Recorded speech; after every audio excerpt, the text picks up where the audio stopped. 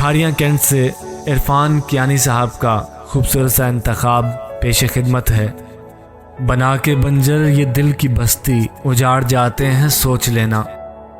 محبتوں میں تو ایسے ایسے سیلاب آتے ہیں سوچ لینا۔ یہ الجھی زلفیں، یہ لال آنکھیں، یہ میلے کپڑے، یہ زرد چہرہ۔ یہ الجھی زلفیں، یہ لال آنکھیں، یہ میلے کپڑے، یہ زرد چہرہ۔ حساس لوگوں کی زندگی میں یہ باب آتے ہیں سوچ لینا۔ اور ہجر نے تم کو تباہ کیا ہے، ہجر نے تم کو تباہ کیا ہے، تو چھوڑ دو نا یہ پیار کرنا۔